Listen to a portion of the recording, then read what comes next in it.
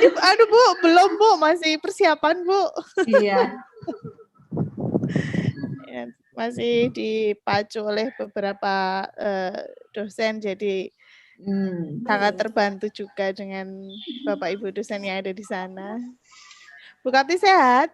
Sehat Mbak, kami sekeluarga sehat, mudah-mudahan kita semua sehat ya. Amin, amin, betul Bu. Sekarang tuh yang paling penting itu dulu Bu, sehat dulu.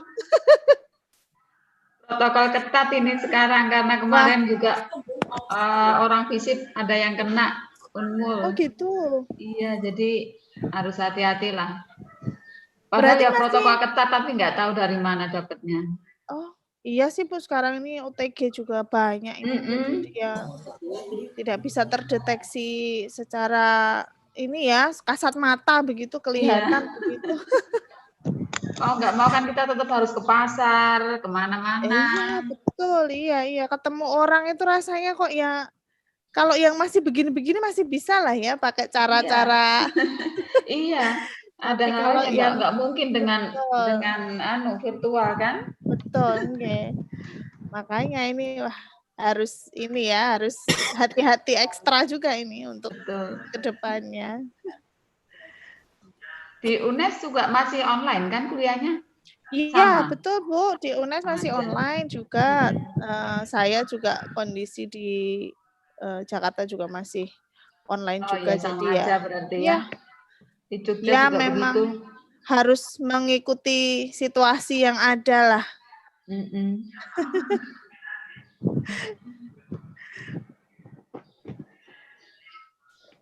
Online-nya lancar Bu di Mula Warman? Iya lancar Mbak. Perangkatnya cukup kayaknya juga. Iya, oke. Cuma kalau di Kalimantan nih yang mahasiswa yang dari daerah gitu ya, itu memang agak sulit kalau kuliah mereka sering terganggu jaringannya. Betul Bu, iya. Ini saya juga bersama dengan guru-guru di program profesi guru itu ya dari seluruh Indonesia juga, dari Kalimantan, ada Sulawesi, Nusa Tenggara, iya, terus Jawa juga bervariasi, ada Jawa Barat, Banten, ada juga dari Jawa Timur. Jadi ada problem jaringan juga ya yang di Jawa? Sama. Ya kadang-kadang kan ya Bu, kontur geografis itu nggak bisa betul sih. Ini ya, tidak bisa langsung ditaklukkan dengan jaringan begitu. Jadi harus ini juga berdamai juga dengan situasi harus. Iya.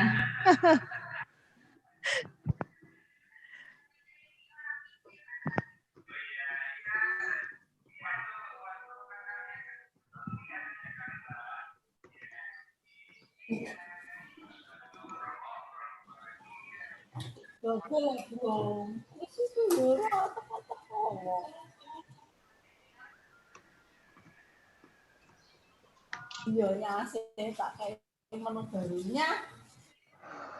Tahu itu loh bisa diolah menjadi berbagai rasa. Tahu lo kawan kalian goreng sih. Kamu tahu. Jur, kopi rempah. Terus kayak goreng kayak bawang putih.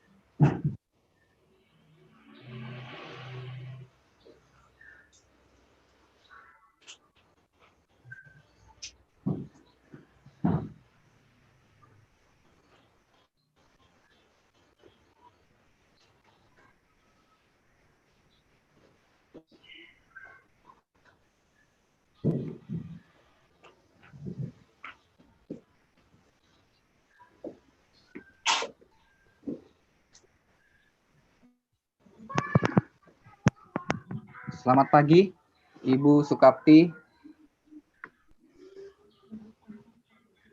Selamat pagi, Mas. Mungkin bisa kita sambil mulai saja, Bu, ya? Oh iya, silakan. Karena beberapa peserta sudah mulai gabung, biasanya kalau dalam perjalanannya masuk-masuk saja gitu, Bu. Iya, silakan. Ibu Hartati, gimana, Ibu? Halo? Mas Ibu Aris Hartati. sudah ada? Mas Aris sudah, Bu? Iya, Bu. Oh, siap. Mas Aris Nurhuda. Iya. Halo?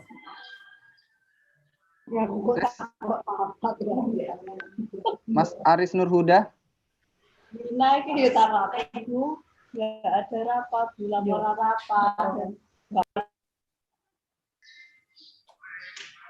Mas Saya Aris, kok belum melihat nama Mas Aris ya? Iya, tadi sudah masuk. Oh, sudah masuk ya. Bentar ya, saya monitor dulu. Siap.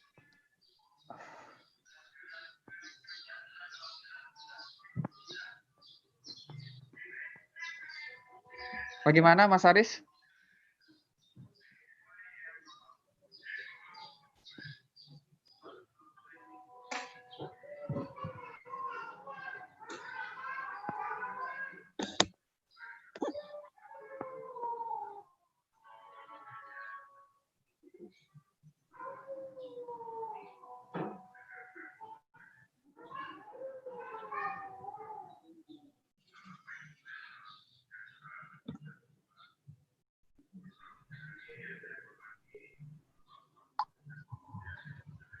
Halo, selamat pagi. Sudah masuk ya? Iya. Oke. Selamat pagi, Man. Pagi.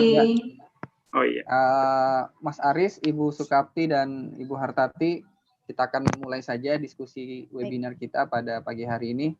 Baik, akan saya buka dulu. Assalamualaikum warahmatullahi wabarakatuh. Waalaikumsalam. Waalaikumsalam warahmatullahi wabarakatuh. Selamat pagi untuk kita semua. Salam sejahtera. Semoga kita selalu dalam lindungan Allah Subhanahu wa taala sehingga kita dapat menyelesaikan kegiatan dan tugas kita pada hari ini dengan baik dan lancar.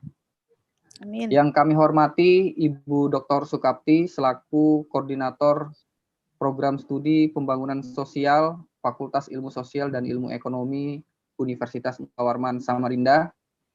Yang kami hormati dua narasumber kita pada pagi hari ini. Yang pertama Ibu Hartati Sulistiorini, Essos MA, selaku dosen dari jurusan Sosiolog dan Antropologi di Universitas Negeri Semarang. Yang kami hormati juga narasumber yang kedua, Saudara Aris Nurhuda, Essos M. Kesos, yang dalam hal ini mengatasnamakan sebagai pemerhati sosial, juga aktif sebagai Sekretaris Umum DPC HIPMI Samarinda sekaligus founder Langkah Maju. Pada pagi hari ini kita akan membahas dengan subtema yakni membaca tantangan dan peluang di tengah pandemi global, sebuah perspektif perubahan sosial yang terkait dengan masalah yang kita hadapi sekarang, masalah global yakni virus COVID-19. Baik, sebelum kita memulai diskusi kita pada pagi hari ini, kesempatan pertama kami minta kepada Ibu Dr. Sukapti untuk sedikit memberikan sambutannya dulu. Kepada Ibu Dr. Sukapti, waktu dan tempat kami persilahkan. Terima kasih Mas Rahman atas waktunya. Selamat pagi Bapak Ibu semua, para peserta. Salam sejahtera untuk kita semua. Yang saya hormati para narasumber, Ibu Lilis, atau lengkapnya Ibu Hartati Sulistyorini dari Universitas Negeri Semarang, Bapak Aris Nur Huda dari Himpunan Pengusaha Muda Indonesia dan beberapa kegiatan lain, dan juga moderator Mas Abdurrahman Amin dari Samarinda Pos, serta para mahasiswa dan peserta seminar yang berbahagia dimanapun berada. Pada hari ini, Prodi Pembangunan Sosial masih bekerja sama dengan Samarinda Pos, melanjutkan rangkaian diskusi yang sebenarnya sudah berlangsung beberapa hari ini, terkait dengan tema besar, yakni mendiskusikan tentang pandemi COVID dari beragam perspektif. Nah, rangkaian diskusi ini sendiri sebagai bentuk tanggung jawab dan juga kepedulian institusi pendidikan tinggi dan juga institusi media massa untuk mengedukasi masyarakat sekaligus mengembangkan jaringan kerjasama ini sebenarnya, baik dari 3 pihak, yaitu pemerintah, swasta, maupun masyarakat. Karena di dalam pembangunan sosial, 3 pihak atau aktor dalam pembangunan sosial itu ada 3 tersebut, jadi pemerintah, swasta, dan masyarakat. Jadi pemateri dalam rangkaian diskusi juga beragam, jadi dari akademisi, aktivis gerakan sosial, relawan, pekerja sosial, baik dari orang dari pemerintahan maupun dari swasta. Dan pagi ini kita akan diajak untuk melihat sebenarnya tantangan dan peluang di masa pandemi COVID, ini ya pandemi global. Persoalan dan masa sulit yang kita hadapi menurut saya perlu diimbangi dengan kecerdasan mengkreasikan peluang sosial, ekonomi, politik maupun kultural untuk melangsungkan kehidupan yang lebih sejahtera secara global. Jadi saya kira itu saja yang bisa saya sampaikan. Sebelum diskusi ini dimulai, saya ucapkan terima kasih yang sebesar-besarnya untuk Ibu Lilis dan Mas Aris yang pernah berkenan meluangkan waktu dan berkenan bergabung untuk berbagi ilmu, wawasan, gagasan, dan pengalaman kepada kita semua. Mudah-mudahan semuanya ini bisa berlangsung dengan baik sampai akhir nanti. Untuk itu saya serahkan lagi ke Mas Rahman untuk memimpin diskusi sampai akhir nanti. Mohon maaf jika nanti saya tidak bisa bergabung sampai tuntas karena ada kegiatan lain. Maklum ada tugas negara juga di 9.30 nanti. Terima kasih Mas Rahman, waktunya saya kembalikan. Baik, terima kasih. Itu tadi sambutan singkat dari Ibu Dr. Sukapti. Memang kegiatan ini merupakan kolaborasi dari program studi pembangunan sosial FISIP Unmul dengan Surat Kabar Harian Samarinda Pos. Ini juga merupakan sebagai sumbangsih kami dari insan pers dan akademisi terkait untuk memecahkan berbagai masalah yang ditimbulkan akibat pandemi COVID-19 yang telah melanda dunia saat ini. Kita akan mulai saja diskusi kita pada pagi hari ini. Kesempatan pertama, saya biasanya memulai dulu dengan narasumber kita dari pihak masyarakat atau unsur sosial. Dalam hal ini kita menghadirkan Saudara Aris Nur Huda. Sedikit saya akan membacakan pengalaman-pengalaman beliau semasa di kampus, masih aktif di perkuliahan hingga saat ini. Beliau tercatat pernah menjabat sebagai Ketua Badan Eksekutif Mahasiswa FISIP Universitas Widyagama Mahakam Samarinda. Kemudian juga pernah tercatat sebagai Ketua HMI Cabang Samarinda pada tahun 2010. Pernah juga sebagai Presidium Nasional Wilayah 3 Kalimantan, Ikatan Lembaga Mahasiswa Ilmu Sosial dan Ilmu Politik se-Indonesia. Dan pada tahun 2013 hingga 2017 tercatat sebagai Ketua Umum Himpunan Pengusaha Muda Perguruan Tinggi Kalimantan Timur. Dan saat ini masih menjabat sebagai Ketua Ikatan Alumni Universitas Indonesia Kaltim dan Sekretaris Umum Himpunan Pengusaha Muda Indonesia Cabang Samarinda, dan beliau terakhir menyelesaikan pasca sarjana di jurusan Visipol Universitas Indonesia Jakarta.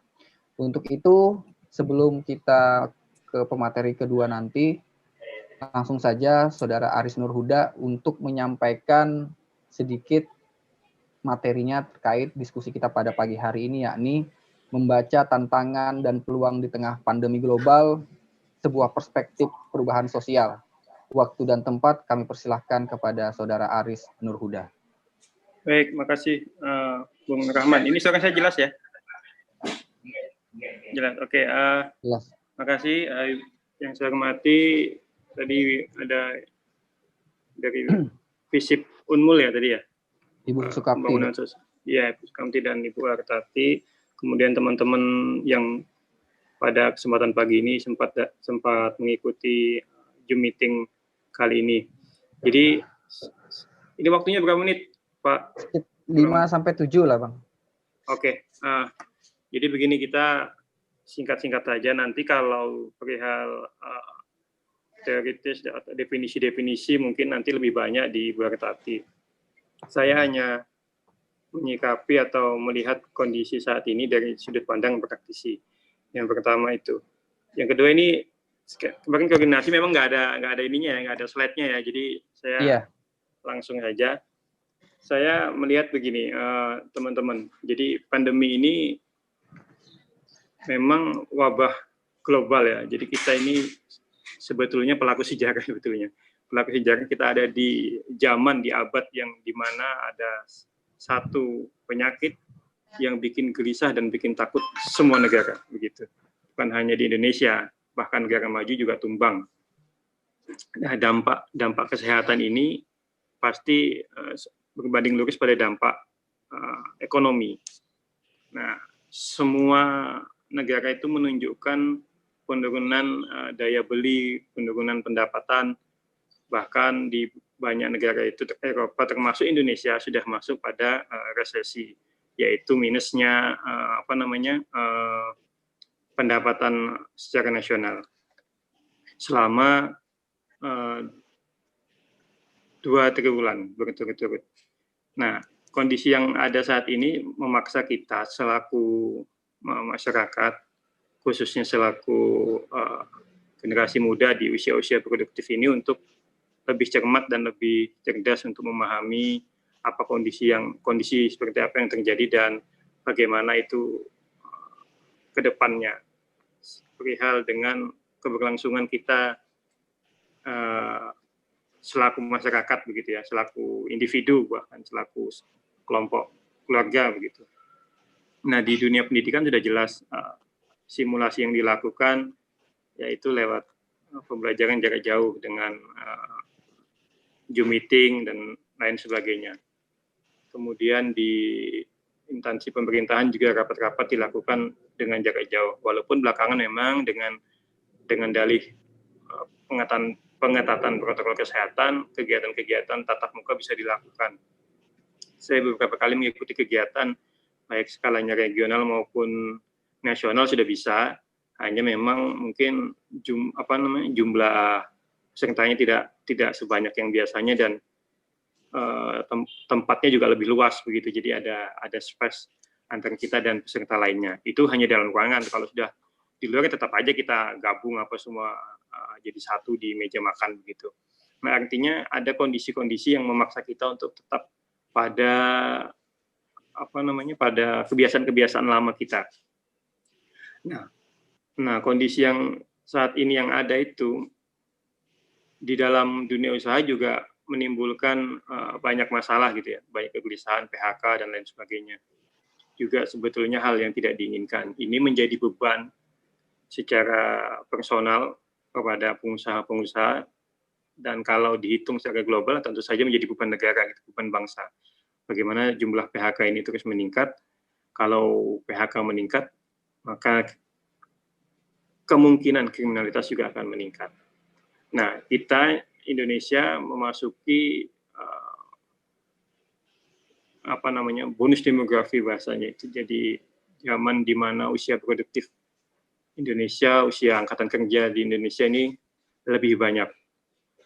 Kalau dicanangkan itu ada Indonesia Emas 2045, yaitu 1 abad Indonesia. Itu di mana kondisi saat itu ya kita tentu saja sudah harapannya sih masyarakat sosial yang adil makmur begitu ya. Tapi kondisi saat ini yang di tahun 2020 dengan adanya pandemi sudah berapa ini 7 bulan ini, maka saya pikir semua itu bisa ditinjau dan direvisi ulang dalam sudut pandang pandemi. Jadi narasi kemajuan pemerataan pertumbuhan dan pemerataan ekonomi itu bisa ditinjau ulang dalam sudut pandang pandemi. Nah, dengan adanya bonus demografi tadi, maka kita memiliki jumlah angkatan kerja dan usia produktif yang tinggi. Hanya, nah ini masalahnya di sini, hanya bagaimana dengan peluang kerja kita yang ada di Indonesia gitu. Jumlah angkatan kerja kita per tahun kan ada 3 juta. 3 juta ini bukan 3 juta duit ya, 3 juta rupiah, tapi 3 juta manusia. Termasuk mungkin yang teman-teman yang sedang kuliah saat ini, itu nanti masuk sebagai salah satu angkatan kerja yang bersaing dengan 3 juta itu tadi. Sedangkan jumlah peluangnya itu, peluang untuk mendapatkan pekerjaan itu di bawah dari 50% dari angka 3 juta itu tadi. Apa maknanya? Maknanya adalah kita harus survive, kita harus mampu untuk membuka, melihat peluang usaha di sekitar kita. Nah, berkaitan dengan kondisi pandemi saat ini, maka tidak lain dan tidak bukan salah satu peluang usaha yang paling memungkinkan untuk saat ini adalah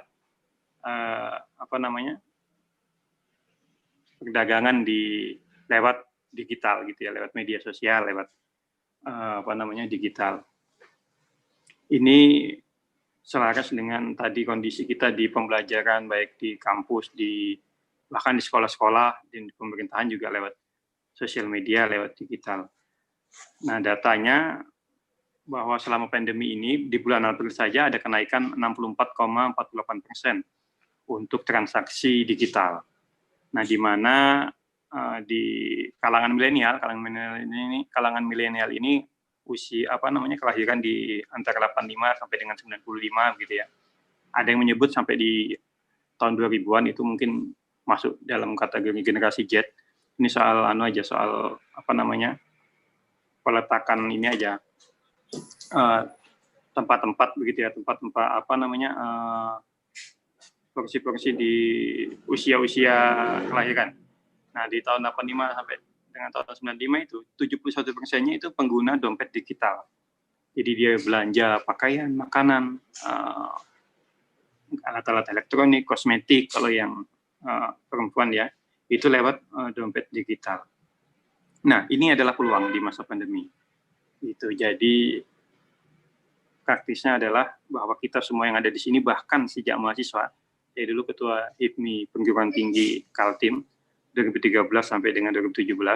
Jadi bahkan sampai di mahasiswa bahkan pada saat kita masih mahasiswa kita sudah bisa berusaha sendiri gitu, menghasilkan pemasukan sendiri.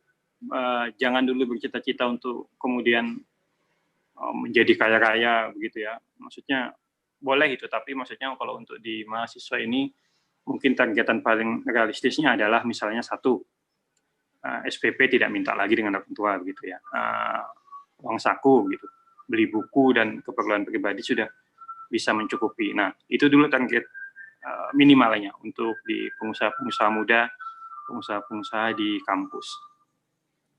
Nah, dengan 71% penggunaan dompet digital tadi, maka itu adalah peluang untuk kita semua, peluang untuk teman-teman. Tinggal nanti bicara lagi soal marketnya bagaimana, inovasinya bagaimana. Nah, itu sudah detail dan sangat teknis. Tapi begini, tapi poin pentingnya adalah bahwa ada 71% dan itu terus meningkat ya, pengguna dompet digital itu. Nah, hal ini adalah peluang yang ada di musim pandemi saat ini, berkaitan dengan juga adanya tadi tantangan yang saya sampaikan bahwa ada 3 juta angkatan kerja per tahun. Artinya ada 3 juta orang yang mencoba keberuntungannya di dunia kerja, baik yang formal, informal, baik yang seperti biasa ya di kantoran begitu, di pemerintahan mungkin daftar PNS apa segala. Nah sisanya sekitar 2 juta lebih itu akan ada di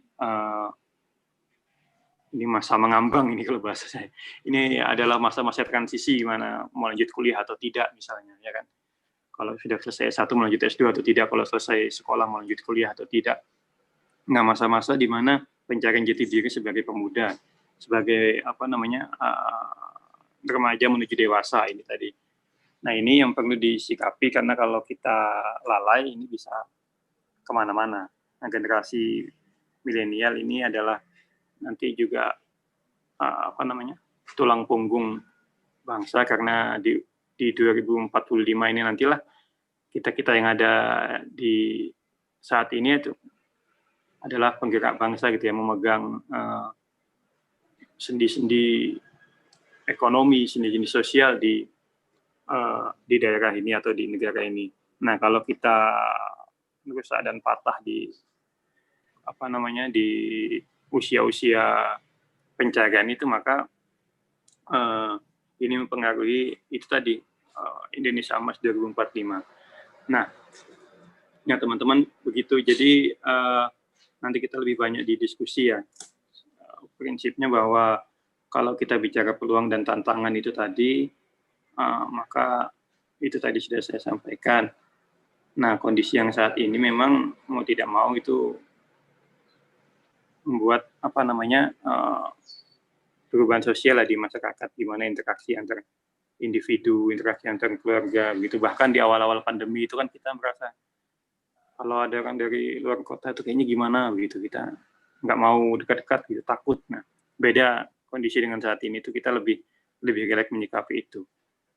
Nah, terakhir saya mau mengutip dari pembangunan sosial dari James Miske yang menyebutkan bahwa pembangunan sosial itu kan proses perubahan sosial yang terencana ya, dirancang untuk meningkatkan taraf hidup masyarakat.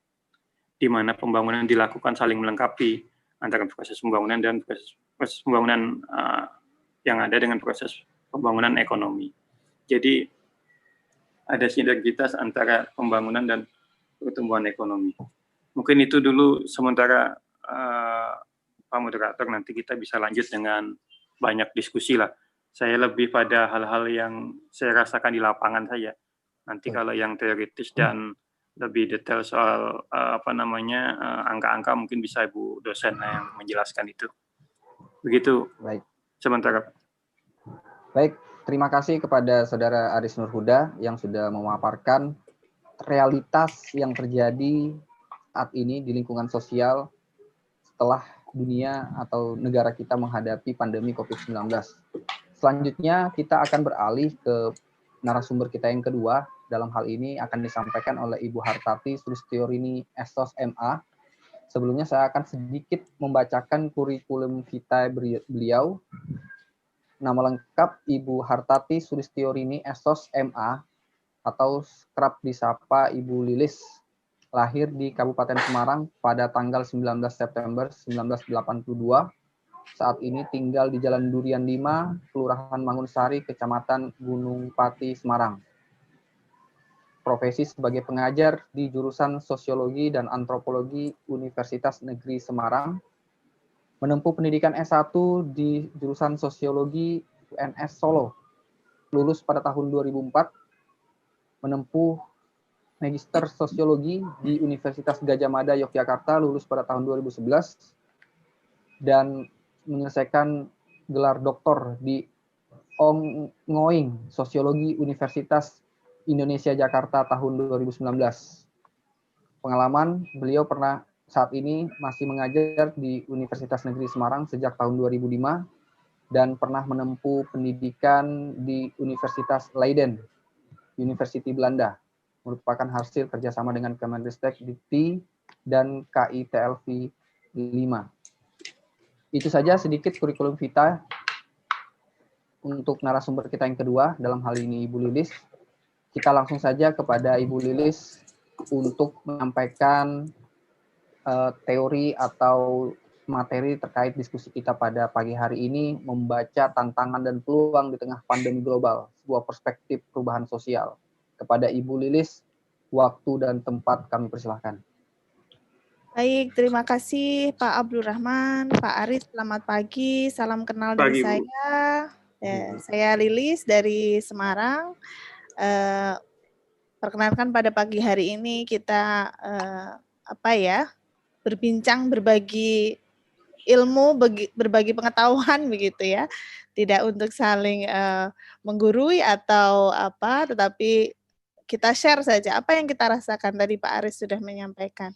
Baik, sebelumnya Pak Abdurrahman, saya belum selesai kuliah doktoral, masih ongoing, jadi masih dalam proses. Terima kasih atas doanya. Baik, perkenankan saya ingin share screen saya. Mungkin nanti akan saya sampaikan secara cepat begitu, tidak ada masalah. Sebentar.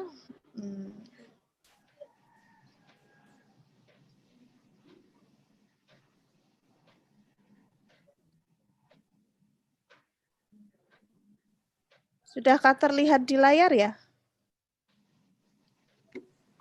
Terlihat, Bu. Kelihatan, Bu. Oke. Siap. Kelihatan ya? Oke. Baik. Assalamualaikum warahmatullahi wabarakatuh. Salam sejahtera untuk kita semua. Om Swastiastu, Namo Buddhaya, salam kebajikan untuk semua pada pagi hari ini. Perkenankan saya Hartati Sulistyorini, saya dari Universitas Negeri Semarang. Kapan-kapan yang sedang bertandang ke Semarang, bolehlah mari kita berjumpa begitu setelah pandemi ini selesai. Baik, ada beberapa hal yang kira-kira bisa saya share begitu pada pagi hari ini, bahwa hari ini tahun 2020 kita semua harus berdamai dengan kondisi COVID-19, di mana ini melanda semua kawasan. Saya rasa di peta dunia hanya 1, 2 atau tidak lebih dari jari kita untuk melihat negara-negara yang tidak terkena dampak dari COVID-19 ini. Kita mulai dengan situasi PSBB di Jakarta 10 April, kemudian kita harus mulai WFH di bulan Maret kira-kira. Kemudian kita sangat dekat dengan istilah-istilah physical distancing, begitu. Kemudian epidemiologi yang kita nggak pernah kenal sebelumnya, ternyata hari ini kita jadi sangat familiar begitu dengan hal-hal tersebut. Lalu kemudian dengan perilaku sehat dan lain sebagainya. Oke, ini konteks kita pada masa ini, pada situasi ini, seperti yang Pak Aris tadi katakan, kita adalah pelaku sejarah pandemi ini. Kalau kita lihat sejarah ke belakang bagaimana pandemi ini hadir, itu mulai dari pandemi flu Spanyol di tahun 1920-an sampai kemudian pandemi flu-flu yang lain sampai hari ini adalah COVID-19. Oke. Berikutnya dalam kesempatan kali ini saya ingin menyampaikan 3 hal. Yang pertama adalah tantangan dalam masa COVID ini, kemudian peluang yang kita bisa kita mungkin bisa kreasikan, mungkin kita bisa ciptakan begitu, dan bagaimana dengan kita menuju new era atau era baru itu seperti apa nanti ke depannya. Yang pertama kita bicara tentang ekonomi. Saya rasa Pak Aris sangat jelas tadi dikatakan, karena Pak Aris adalah seorang praktisi ekonomi begitu ya. Bagaimana kemudian persoalan-persoalan ekonomi ini hadir dan memang ada di depan mata, di depan kita semua. Ada persoalan rentannya tenaga kerja kita dari pengurangan jumlah sampai kemudian PHK. Saya rasa ada hal yang cukup mencengangkan jika hal ini nanti akan terus berlanjut, belum ada cara untuk mengatasi COVID ini. Saya rasa 11 juta orang akan kehilangan pekerjaan di akhir tahun ini adalah problem yang memang betul-betul ada di dalam kehidupan kita begitu. Kemudian bagaimana bidang transportasi, pariwisata, perhotelan itu paling terdampak. Saya lihat itu kurvanya semakin turun, bahkan 50%, hanya berjalan 50%. Kalau teman-teman, saudara-saudara sekalian suka nongkrong di Starbucks, McD, Pizza Hut, semuanya hari ini ada dalam posisi yang pailit begitu. Ada beberapa yang ditutup, bahkan kalau di Amerika Serikat sendiri, kopi Starbucks itu 400 gerainya sudah wassalam, sudah tutup. Bagaimana dengan persoalan resesi ekonomi? Pak Aris tadi sudah sampaikan bahwa ketika kemudian penurunan aktivitas ekonomi itu muncul dalam konteks yang sangat curam begitu, dalam 2 kuartal terakhir yang muncul adalah persoalan resesi. Apa itu? Pengangguran, inflasi di mana-mana, daya beli masyarakat menurun, dan yang pasti kalau kita bicara soal ekonomi, kita bicara efeknya yang paling utama adalah soal kemiskinan. Bank Dunia mencatat ini laporan Bank Dunia terbaru di 2020 bahwa kemudian COVID ini bisa memacu, bisa mendorong 100 juta orang itu terjerembab dalam kemiskinan yang sangat parah begitu. Di Indonesia sendiri ada 82% usaha terdampak menurut BPS. 9 atau hampir 10% ini penduduk menjadi miskin atau kurang lebih 26 juta orang. Nah, ini persoalan ekonomi dari satu sisi, ini tantangan ekonomi yang muncul. Lalu kemudian dengan pendidikan atau pembelajaran, kita sendiri tahu di Universitas Mula Warman, di Universitas Negeri Semarang, Bapak Ibu yang menjadi guru, Bapak Ibu yang menjadi pengajar di tempat lain, kita hari ini harus mau tidak mau dari tatap muka menjadi online. Apa yang kemudian terjadi? Ya, interaksionalnya, pendidikan karakternya menjadi sesuatu yang sulit untuk dicapai. Dan ini persoalan yang muncul kemudian adalah inekualitas pendidikan. Ketidaksetaraan pendidikan menjadi semakin tajam. Bahwa kemudian apa sebabnya? Ada faktor sarana dan prasarana. Listrik, kita nggak usah bicara internet deh. Di banyak tempat itu masih berjibaku dengan persoalan listrik. Bukan tidak ada listrik, tetapi listrik itu ada padam dan hidupnya itu lebih sering padamnya. Ini jadi persoalan juga. Kemudian proses pembelajaran. Penelitian KPAI 2020 mencatat bahwa proses pembelajaran kita itu tidak lagi mengedepankan tadi soal interaksional. Yang muncul adalah tugas. Saya rasa yang masih menjadi mahasiswa paham betul ini situasinya ya. Bagaimana tumpukan tugas itu menjadi persoalan dan menjadi tantangan tersendiri. Apa akhirnya 76% siswa dari tingkat TK sampai SMA mengatakan tidak suka belajar di rumah karena apa? 80% gurunya hanya memberikan tugas. Apa hasilnya dari situasi seperti ini? Ya semakin dipertanyakan. Kita tahu bagaimana survei-survei PISA di tingkat internasional bicara tentang literasi, bagaimana kemampuan hitung siswa kita sangat rendah. Nah, dengan situasi ini saya rasa menjadi semakin berat. Dan apa yang terjadi kemudian aktor-aktor pendidikan harus secara sporadis, cepat, harus masif menyesuaikan pola. Belajar dan praktik TIK dengan sangat cepat, bahkan kadang-kadang pelatihan berapa hari sudah harus praktik. Sementara mungkin yang kemarin-kemarin masih ya slow-slow aja lah. Oke, secara sosial bagaimana yang muncul? Pola interaksi berubah karena respon pandemi, physical distancing, kita mau ketemu orang harus pakai masker. Kita tidak bisa lagi dengan bebas bertemu dengan orang begitu. Kemudian yang kedua, kesenjangan sosial. Ada upaya yang dilakukan untuk mengatasi ini misalnya dengan bansos, tapi problemnya ada di data dan distribusi. Kembali lagi ini persoalan atau problem yang saya rasa ini yang sangat klise gitu, karena dari waktu ke waktu problem itu yang muncul. Kemudian masyarakat kita mengalami distorsi informasi bahwa COVID sekali lagi adalah new thing atau sesuatu yang betul-betul baru. Artinya kalau betul-betul baru itu memang kita tidak punya pemahaman tentang itu dan bagaimana dia berkembang biak bahkan kemudian dia bermutasi. Kita betul-betul harus melihat ini sebagai sesuatu yang baru sehingga informasi menjadi semakin cepat berubah dari satu waktu ke waktu yang lain. Kemudian persebaran informasi melalui medsos yang real time itu kadang-kadang ya antara unsur benar dan tidaknya menjadi sesuatu yang dikonsumsi begitu saja oleh masyarakat. Lalu human capacity, bagaimana kecepatan mengikuti arus perubahan teknologi itu kadang-kadang tidak selaras dengan kemampuan kita sebagai pribadi begitu, atau kita sebagai anggota masyarakat. Dan ini problem antar generasi yang saya rasa cukup juga mengganggu dalam konteks kita ke depan begitu. Bagaimana misalnya generasi baby boomers harus berhadapan dengan teknologi Zoom seperti ini yang setiap saat, setiap waktu. Jika memang ada device-nya, jika ada kemampuannya tidak ada persoalan, tapi jika kurang pada kapasitas itu saya rasa ini mengundang problem baru. Kemudian persoalan KDRT, masuk ke persoalan ranah domestik. Kerentanan perempuan meningkat. Bagaimana kemudian beban perempuan di rumah menjadi sangat berat gitu. Saya perempuan, saya punya anak juga, mungkin Bapak Ibu yang lain juga merasakan juga di rumah. Bagaimana kemudian aspek-aspek ini menjadi sesuatu hal yang menjadi keseharian kita.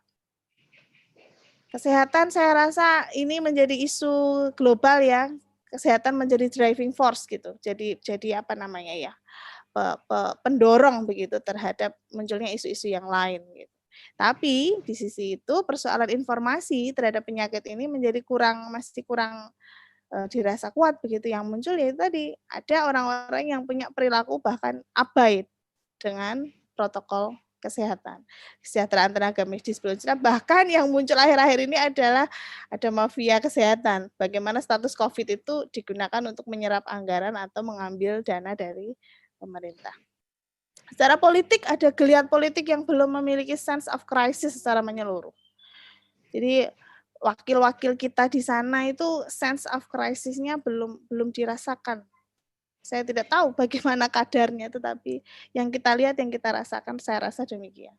Gelaran pilkada ke depan di akhir tahun ini akan muncul kemarin sudah muncul pro kontra banyak sekali tentang gelaran pilkada, tetapi ini menjadi pekerjaan besar begitu, karena ini alam demokrasi yang bisa menyampaikan banyak hal dengan secara bebas. Tapi ini adalah tantangan besar di masa COVID. Yang ditakutkan adalah munculnya klaster pilkada dari situasi yang tidak kita antisipasi sebelumnya. Nah, soal teknologi, tadi saya sampaikan di depan, soal kelistrikan. Sebenarnya kita itu sudah hampir 100% terlayani kelistrikan. Persoalannya adalah kualitas layanan listriknya seperti apa. Satu. Yang kedua, penyediaan layanan internet.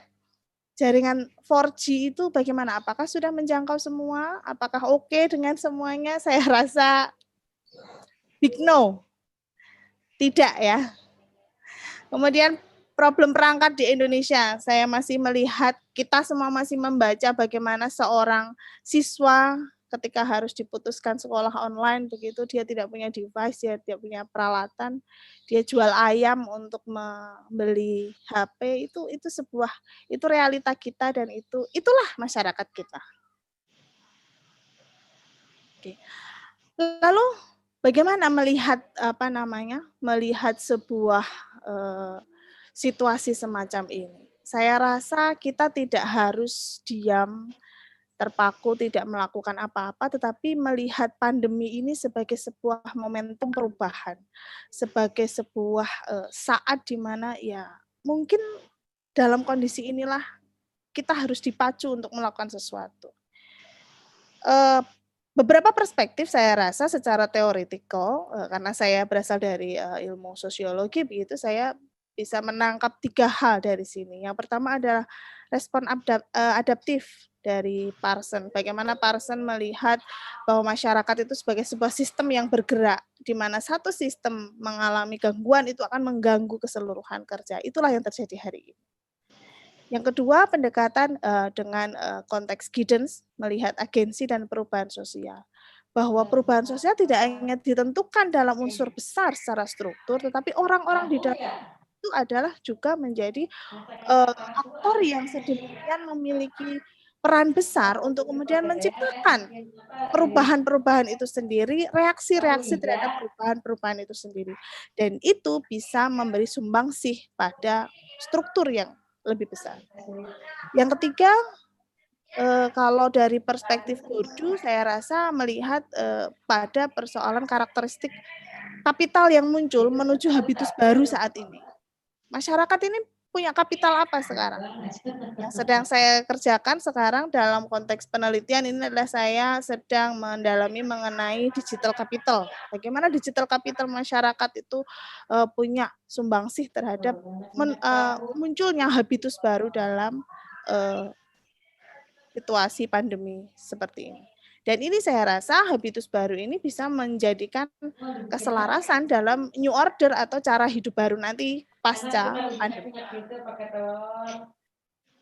Oke, jadi pendekatan struktur dan aktor saya rasa dalam melihat pandemi ini adalah dua hal yang tidak bisa dipisahkan, tidak bisa jalan struktur sendiri, tidak bisa jalan aktor sendiri. Tapi dua-duanya menjadi aspek yang penting yang bisa kemudian kita dorong bersamaan. Kenapa saya katakan demikian? Karena kebijakan negara apapun yang dikatakan, bagaimana kemudian misalnya terdapat laporan jumlah penderita, berapa jumlah yang sakit, berapa jumlah yang sembuh, berapa jumlah yang meninggal, itu semua membutuhkan reaksi dari masyarakat sebagai aktor. Lah, aktor-aktor ini kemudian yang kemudian menyesuaikan apakah dia akan misalnya dia akan tetap dengan protokol kesehatan atau tidak. Dan kenyataannya memang kedisiplinan masyarakat dalam melaksanakan protokol kesehatan menjadi sumbangsih penting dalam penyelarasan struktur, apalagi melihat respon dan layanan kesehatan di masa COVID ini. Oke, setelah tadi banyak hal yang kemudian kita lihat dari aspek tantangan begitu, saya rasa kita juga tidak boleh berkecil hati, kita harus ciptakan sesuatu yang bisa memberikan semacam harapan. Jadi saya sampaikan di sini ada peluang-peluang yang bisa kita lihat. Saya rasa dari perspektif ilmu sosial itu muncul 3 hal yang bisa kita dekati begitu. Yang pertama persoalan digital teknologi. Bahwa mau tidak mau teknologi adalah tools penting. Kita harus mendekati dia. Apapun yang terjadi kita harus mendekati dia. Yang kedua ada human capital. Diri kita sendiri seperti apa? Sumber daya manusia kita seperti apa? Kapasitas, kapabilitas kita seperti apa? Dan yang ketiga adalah sistem dan institusi. Bagaimana kemudian kebijakan dan sistem itu bekerja secara makro untuk kemudian mendorong perubahan yang lebih besar dalam menciptakan peluang-peluang baru di masyarakat. Saya kembali masuk dalam tiap-tiap aspek. Nanti bisa kita diskusikan apalagi dengan Pak Aris, saya rasa sungguh narasumber yang tepat kalau bicara soal ekonomi. Bagaimana kemudian peluang yang muncul? Ya, industri kreatif. Karena kemudian dari 143 juta pengguna internet, itu 40% diantaranya menggunakannya untuk mencari produk. Ya produk apa saja? Layanan, jasakah, atau produk dalam bentuk real kah? Dan yang kedua, kalau kita bicara juga ada peluang juga di industri manufaktur bahwa ini saya ambil bulan September kalau enggak awal Oktober kemarin itu bahwa survei Jobstreet itu mengatakan ada 5.000 lowongan untuk industri manufaktur itu pada posisi dari supervisor sampai IT staff, kemudian penjaga gudang itu warehouse begitu ya, warehouse staff gitu. Kemudian yang ketiga investasi asing yang terus diupayakan. Saya rasa memang kita itu ketergantungan kita terhadap modal-modal besar dari luar itu memang sesuatu hal yang tidak bisa kita lepaskan begitu saja. Saya rasa ini realita yang ada. Bahwa keinginan kita untuk menghadirkan kekuatan sendiri, iya berjalan, tetapi investasi asing dalam jumlah yang nominal yang sangat besar, kapital yang sangat besar, saya rasa juga masih terus diupayakan, apalagi dalam konteks perdagangan bebas yang sudah kita sepakati bersama dengan negara-negara di dunia yang lain. Kemudian pendidikan. Bagaimana kemudian kesempatan mendapatkan pengetahuan dan keterampilan kita semakin terbuka. Kalau mungkin tidak ada kondisi seperti ini, saya mungkin harus datang ke Samarinda ya kira-kira, karena tidak bisa dengan Zoom begini, saya harus datang ke Samarinda. Nggak apa-apa juga sih, jalan-jalan juga, ketemu dengan teman-teman baru, dengan berjejaring baru. Tapi dengan situasi semacam ini, saya duduk di rumah, Pak Aris di rumah, Pak Abdurrahman di rumah, kita bisa ketemu dalam satu kotak kecil begini, ada yang pakai HP, ada yang pakai laptop. Gitu. Jadi ini saya rasa guru-guru juga sangat paham ya bagaimana kemudian mereka duduk di depan laptop, ada yang memberi pelatihan, mereka mencoba dan lain sebagainya.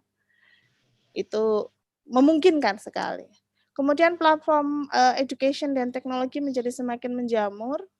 Kemendikbud itu bahkan menyediakan laman guru berbagi misalnya di sana ternyata sudah diakses 5,9 juta kali dengan 950 lebih pengunjung. Asumsi saya adalah jumlah guru di Indonesia itu kurang lebih 3,5 juta. Jadi kalau ada 950.000 atau anggaplah 1 juta pengunjung dan dia adalah guru, maka itu menjadi sesuatu yang menarik karena hampir 30% guru di Indonesia bisa menjangkau layanan-layanan itu. Kemudian media sosial menjadi sumber referensi pengetahuan dan keterampilan. Selama WFH, selama belajar dari rumah, saya rasa keterampilan kita semua menjadi sedikit banyak bertambah begitu ya, dari mulai yang mungkin mesin hanya dengan melihat tayangan YouTube ibu-ibu atau bapak-bapak yang suka memasak jadi kemudian bisa melihat bagaimana itu memasaklah dia. Ternyata tidak perlu mendatangkan chef Arnold atau chef Juna begitu, ternyata chefnya bisa diundang ke dapurnya kita semua begitu. Kemudian dana pendidikan jadi lebih luas untuk pendidikan jarak jauh. Dan yang pasti institusi pendidikan tinggi seperti Mula Warman, Universitas Negeri Semarang, kemudian UI tempat saya belajar sekarang, UGM dan tempat institusi pendidikan lainnya juga mau tidak mau harus mengembangkan sistem pembelajaran berbasis teknologi. Nah, secara sosial, pandemi ini ternyata tidak menghentikan aktivitas kita, apalagi kita itu orang yang sangat, katanya orang timur yang sangat kental dengan nuansa sosial begitu ya. Contoh misalnya apa? Misalnya solidaritas sosial. Ini saya ambil gambar yang di atas itu saya ambil dari aktivitas teman saya di SMA. Jadi beliau itu mengorganize begitu semacam kegiatan amal tapi sifatnya untuk masyarakat sekitar. Jadi dia mengorganize beberapa orang yang mau ikut terlibat untuk menyediakan sayur mayur dan kebutuhan sehari-hari. Jadi dibelanjakan iuran beberapa orang dibelanjakan lalu istilahnya kalau di Jawa itu dicantelkan gitu ya di gerbang rumah. Nah, siapa saja yang butuh, siapa saja yang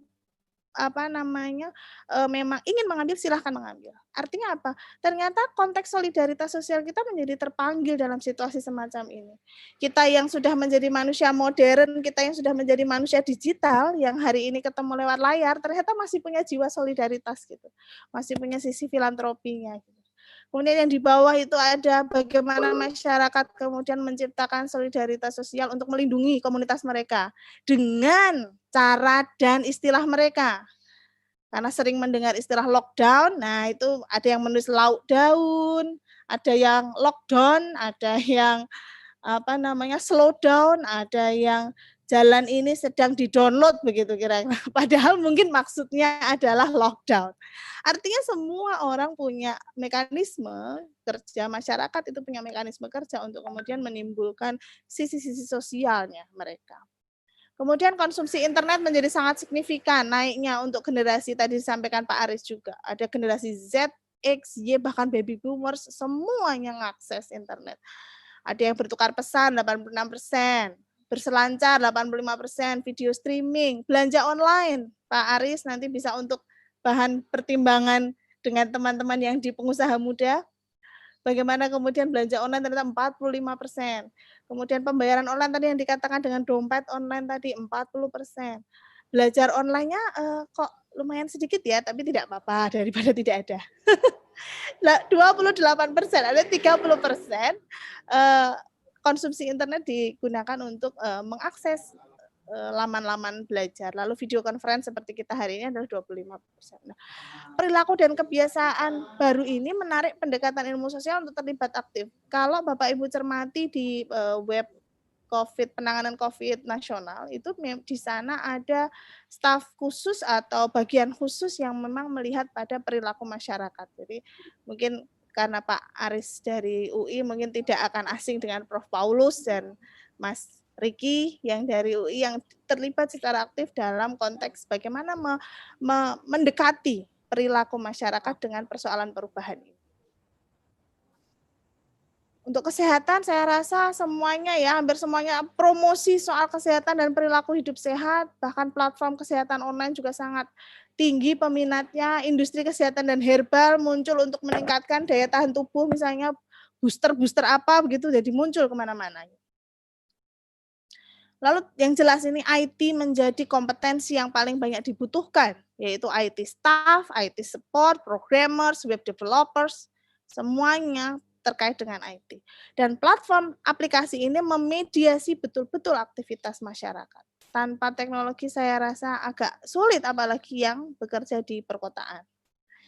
Nah, setelah kita tadi melihat bagaimana tantangan dan peluang ini, saya rasa ini adalah sebuah titik untuk kemudian menuju pada new era atau era baru ke depan. Bahwa ada peluang yang bisa kita lakukan, ada banyak hal yang bisa kita ciptakan, tetapi problem kita, saya rasa ada pada dua hal ini untuk kemudian mencapai era berikutnya. Ada pada problem inequalitas atau kesenjangan, ketidakmerataan dalam berbagai aspek tadi. Teknologi, kemudian bagaimana kompetensi manusianya, sarana prasarana dan lain sebagainya, dan ini menjadi tantangan sistem ke depannya akan seperti apa dengan problem inequalitas ini. Yang kedua pada problem sumber daya manusianya sendiri. Bagaimana kemampuan dalam merespon perubahan, dan tentu saja untuk melihat hal ini saya rasa ini butuh sinergi, butuh kerjasama antara struktural dan secara subjektif masyarakat personal, sehingga ini harapannya ini new era atau era baru ini bisa membawa sesuatu yang lebih positif untuk masyarakat kita. Terakhir saya ingin menyampaikan bahwa orang pesimis melihat kesulitan dalam setiap kesempatan, tapi orang optimis melihat peluang dalam setiap kesulitan. Terima kasih Pak Abdurrahman, waktu saya kembalikan. Semoga tidak terlalu lama ya. Terima kasih. Baik. Terima kasih Ibu Lilis, tadi sudah menyampaikan cukup detail, cukup gamblang, dan sebenarnya melanjutkan dari apa yang disampaikan oleh Saudara Aris Nurhuda. Namun Ibu Lilis tadi lebih kepada secara teoritisnya. Kembali lagi kepada diskusi kita pada pagi menjelang siang hari ini, membaca tantangan dan peluang tentang di tengah pandemi global sebuah perspektif perubahan sosial. Selanjutnya kita akan membuka sesi diskusi. Kami persilahkan kepada partisipan, audiens atau peserta yang sampai hari ini masih meluangkan waktunya untuk bergabung di webinar kita. Ada dua narasumber kita pada siang hari ini. Yang pertama Aris Nurhuda selaku Sekretaris Umum BPC HIPMI Samarinda, juga sebagai founder Langkah Maju. Beliau tadi banyak memaparkan realitas-realitas yang terjadi dan yang dia hadapi di tengah pandemi global saat ini. Kemudian ada narasumber kita yang kedua, Ibu Hartati Sulistyorini, selaku dosen sosiolog dan antropologi dari Universitas Negeri Semarang. Kami persilahkan kepada Bapak Ibu mahasiswa yang bergabung untuk berpartisipasi, baik itu dalam bentuk pertanyaan atau dalam bentuk pernyataan, kami persilahkan. Langsung saja dibuka mute-nya.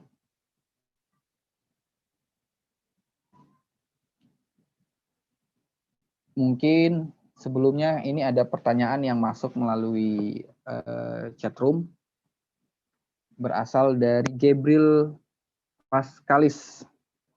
Dia menanyakan bagaimana kajian mengenai lingkungan hidup di pandemi COVID ini. Apakah ada efek yang signifikan dalam pandangan masyarakat terhadap lingkungan hidup setelah adanya pandemi? Mungkin ini lebih kepada fenomena yang terjadi saat lockdown dilakukan di berbagai belahan dunia. Kita bisa melihat ekosistem itu seperti kembali ke jalur yang benar. Langit di Jakarta yang sebenarnya tidak pernah biru, kembali ke biru lagi, dan berbagai fenomena alam. Mungkin dari Mas Aris bisa memberikan pandangannya untuk pertanyaan pertama yang dilayangkan lewat chatroom ini. Dari sisi lingkungan hidup memang situasi ini apakah memang menguntungkan atau seperti apa? Silahkan Mas Aris. Ya, baik, makasih.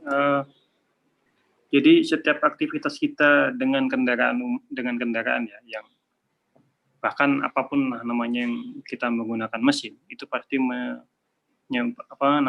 menyisakan polusi. Polusi itu ya kalau kita individu di rumah tangga mungkin kelihatannya kecil, tapi kalau sedunia yang pakai ya kan, belum lagi soal pabrik yang ada di daerah industri itu yang asapnya mengepul 24 jam. Nah, itu pasti menimbulkan masalah. Dampak. Iya, lubang ozon kita bermasalah, kemudian peningkatan suhu, akhirnya iklim berubah, es di kutub utara dan selatan mencair, dan sebagainya, itulah runutan masalahnya. Nah, bagaimana kemudian di pandemi ini? Nah, pandemi ini memangkas 50% lebih aktivitas-aktivitas kita dengan mesin. Di awal-awal ya maksudnya. Itu kita pesawat, bahkan pesawat banyak yang tumbang sampai saat ini ya kan. Bahkan diprediksi akan kembali normal di tahun 2023 untuk aktivitas penerbangan itu. Artinya pariwisata apa segala menggeliat di kembali normal di tahun itu. Nah, dengan berkurangnya aktivitas kita menggunakan mesin, maka kemudian membaiklah kondisi lingkungan, kondisi alam. Dengan tadi ya ada Jakarta Langit Biru dan lain sebagainya, itu ada beberapa ditemukan juga bahkan hewan juga berkeliaran di area manusia begitu ya. Itu juga sebagai dampak bahwa hewan ini merasa aman juga, lingkungannya merasa aman dan jangkauannya lebih jauh lagi. Padahal itu bukan bukan aman, tapi bahwa manusianya yang sedang ketakutan untuk aktivitas di luar rumah. Nah, kemudian ke depan itu memang kalau saat ini perang di dunia kan yang diperebutkan itu adalah sumber daya alam ya. Nah, yang ke depan itu adalah yang diperebutkan itu adalah bahan makanan. Makanya kita lihat ada kebijakan pemerintah itu untuk membuka lahan pangan di Kalimantan Tengah, itu cetak sawah bahasanya. Nah, cetak sawah itu guna menopang ketahanan pangan nasional. Hanya memang diskusinya sedang jalan. Itu cetak sawah segitu banyak yang mengelola siapa gitu kan? Petaninya siapa gitu. Nah, ini juga jadi jadi diskusi yang hangat lah. Nah, jadi dampak lingkungannya secara yang paling signifikan adalah bahwa kita menyadari kebutuhan akan ketahanan pangan kita gitu. Ketahanan pangan kita, kalau gini loh, kita nggak pakai internet nggak ada masalah lah ya kan. Kita nggak punya bensin ya oke, nggak ada masalah. Pulsa tipis nggak ada masalah. Tapi kalau kita nggak makan itu jadi masalah gitu. Bahkan kita nggak kuliah juga nggak masalah gitu. Sebetulnya nggak ada masalah yang betul-betul masalah, kecuali adalah masalah ketahanan pangan itu, masalah makan itu. Nah, makan ini juga nanti kalau detail kita diskusinya, jadi kita bicara mafia pangan apa segala gitu ya. Kita bicara monopoli di sawah, bagaimana sawah-sawah di Jawa itu disewa puluhan tahun oleh tengkulak-tengkulak, kemudian hasilnya langsung ditimbun. Dan ini nanti kaitannya dengan Bulog, terlalu panjang. Tapi intinya bahwa pandemi ini menyadarkan kita bahwa ketahanan pangan nasional kita ini sangat rapuh, dan kita sedang berusaha dalam upaya memperbaiki itu dengan solusi cetak sawah itu tadi. Mungkin itu dulu, Pak Moderator. Selanjutnya kita persilakan kepada Ibu Lilis terkait pertanyaan sebelumnya tentang dampak ekologis atau dampak lingkungan. Baik, terima kasih kesempatannya. Bagaimana dengan persoalan lingkungan hidup? Saya rasa ini membawa ingatan kita kembali untuk bahwa hari ini kita sudah berlaku amat sangat kejam begitu dengan lingkungan kita begitu, iya. Persoalan kapitalistik dari mulai era revolusi industri sampai hari ini itu kita bicara tentang bagaimana alam kita dieksplorasi, dieksploitasi sedemikian rupa untuk kita keruk hasilnya dengan tidak lagi mengindahkan prinsip-prinsip konservasi begitu. Padahal lingkungan itu ada, manusia itu hidup, itu adalah untuk kemudian bisa hidup berdampingan. Nah, saya rasa memang situasi COVID hari ini memberi masa rehat, memberi masa istirahat begitu untuk lingkungan hidup kita untuk kembali hidup secara atau mengembalikan dirinya begitu, healing begitu dari proses-proses pengerukan yang luar biasa. Tetapi di sisi lain bahwa kita juga tidak bisa terus terlena dengan situasi ini, karena apapun yang terjadi kita hidup dalam lingkungan yang memberi kita hidup. Kalau kita tidak bisa beraktivitas, kita juga tidak bisa melanjutkan kehidupan begitu. Tapi pada prinsipnya kemudian memang ini mungkin saat kita untuk kembali berkontemplasi, melihat kembali sejauh mana kita sudah melakukan sesuatu terhadap lingkungan kita. Tapi itu kembali bahwa langkah berikutnya harus kita ambil. Melihat kembali pada itu, maka kita harus kembali kepada kesepakatan global sebenarnya. Bahwa kemudian kesepakatan global tentang sustainable development, pembangunan berkelanjutan itu menjadi PR kita bersama. Kapan kita memikirkan lingkungan ketika kita sibuk mengeruk apa yang ada di dalamnya. Nah, dengan konteks pembangunan global yang pembangunan berkelanjutan yang kita canangkan sejak beberapa puluh tahun yang lalu itu, saya rasa ini menjadi PR kita bersama juga, bahwa tadi ada persoalan ketahanan pangan dan seperti yang disampaikan Pak Aris itu satu problem juga, tetapi human atau manusia memang kemudian harus membutuhkan kehidupan yang berdampingan dengan lingkungan. Jadi saya rasa setelah pandemi ini saya merasa ada pembelajaran penting begitu untuk kita masyarakat untuk mengambil dua langkah, semakin melanjutkan eksploitasi kita terhadap lingkungan, karena sempat kita mundur ke belakang karena persoalan pandemi ini, kita nggak bisa melakukan apa-apa. Jadi nanti kalau sudah era normal gitu kayak balas dendam begitu. Apakah yang kedua pilihannya kita akan bersikap bijak terhadap, semakin bersikap bijak terhadap lingkungan.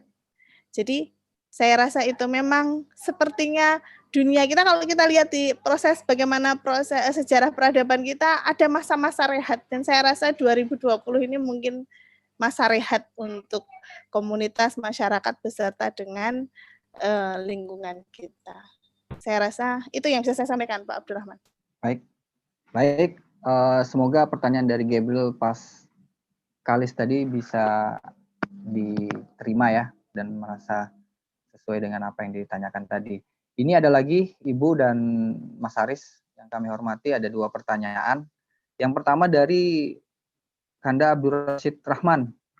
Pertanyaan beliau adalah, apakah dengan new normal dan ditambah dengan resesi ekonomi global mempengaruhi kehidupan sosial politik di dunia, khususnya di Indonesia? Dan apa dampak positif dan negatifnya new normal dalam kehidupan sosial bermasyarakat?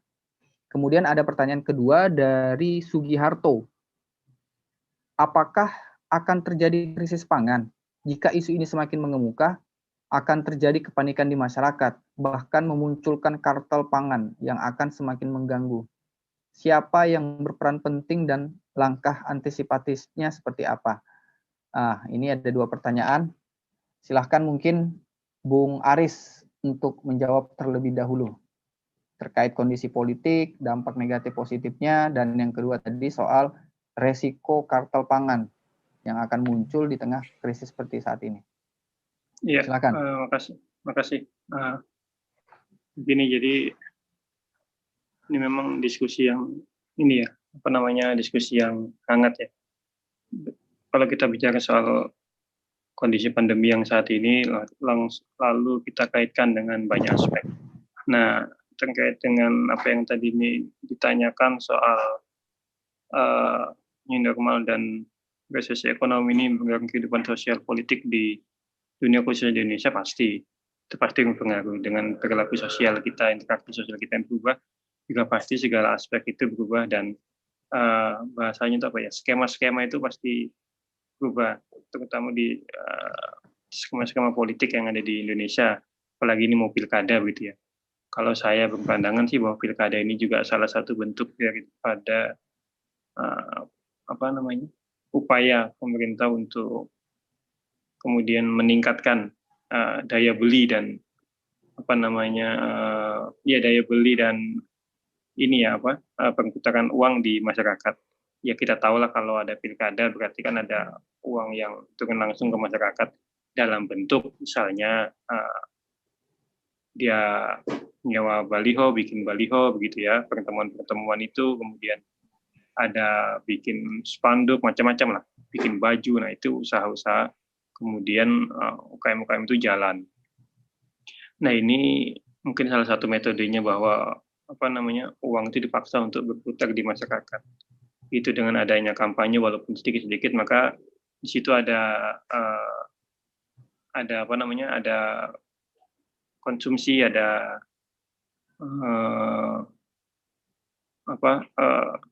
pembagian itu berangkat alat-alat kampanye. Nah itu kan semua juga berimplikasi pada berputarnya roda ekonomi. Walaupun tidak dalam skala besar ya, tapi cukup masif. Misalnya ada di ratusan kabupaten kota di Indonesia, provinsi begitu, jadi secara nasional itu sedikit membantu. Baik. Kemudian terkait soal kartel pangan, resiko iya, yang akan muncul dalam situasi krisis seperti saat ini. Siapa yang berperan untuk antisipasi? Jadi kartel pangan kita terlalu dalam nanti kalau kita diskusi soal kartel pangan. Tapi fakta dan kenyataannya bahwa semua hal yang ada di sekeliling kita itu adalah hasil dari monopoli.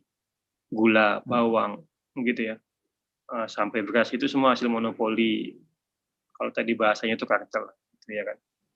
Kalau ada yang bilang bahasanya itu ya tengkulak gitu. Jadi dia pengepul besar itu, pemain-pemain besar itu untuk monopoli itu. Apakah ada krisis pangan?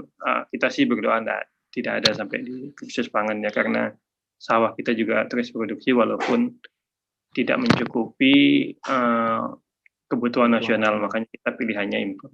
Nah ini juga diskusi yang menarik karena apakah kita ini harus makan beras kan gitu? Kalau karbohidrat itu apakah hanya dari beras? Nah ini juga perlu kampanye dan sosialisasi kepada masyarakat bahwa satu-satunya beras bukan satu-satunya sumber dari karbohidrat yang dibutuhkan oleh tubuh kita. Bisa lewat misalnya tepung, kalau di Papua itu lewat sagu misalnya begitu. Jadi banyak hal lah. Ini dalam upaya kita untuk ketahanan pangan kita ini secara nasional itu mencukupi, tidak hanya menghitung jumlah tonase beras dibagi dengan jumlah kebutuhan per hari penduduk begitu ya. Nah, kalau cara itu yang dipakai memang kita terus-terusan akan defisit beras itu dan solusi defisit itu ya impor, yang impor siapa lagi kan begitu-begitu aja. Jadi memang ya kita begitu-begitu aja jadinya lingkarannya itu begitu. Nah, ini siapa yang peran penting untuk langkah antisipasinya? Ya kita semua. Jadi kita semua ini berperan penting untuk langkah antisipasi supaya kita juga dalam hal ini ketahanan pangan juga mencukupi. Salah satunya ya kita mulai dari tadi sosialisasi bahwa kita mencari sumber karbohidrat lain selain daripada beras itu. Ya mulai membiasakan. Kalau dulu kan ada istilahnya makannya tiga hari sekali, 3 kali satu hari kita makan, itu pagi makan nasi, siang makan nasi, malam makan nasi. Nah ini kan juga ternyata belakangan kan kita diabetes semua itu ya kan. Jadi gitu kita mulai batasi lah. Mungkin makan nasinya siang aja gitu. Kalau terlalu banyak makan nasi itu karbohidrat banyak, itu ngantuk nanti, tidak produktif. Nah, kalau di usia kita yang usia produktif ini kan sayang kalau kita cuman menghabiskan waktu di atas kasur aja ya kan, dengan HP begitu berselancar di dunia maya. Mungkin itu dulu Pak Moderator.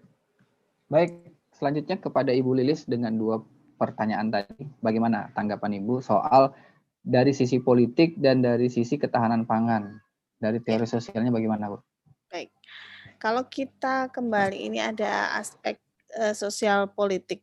Memang tadi di awal saya sampaikan ada persoalan bahwa apapun yang terjadi, semua rencana atau semua yang sudah dirancang oleh manusia, karena kita terbiasa dengan membuat semacam visi 2-3 tahun ke depan, apa yang akan kita lakukan, target-target ke depan.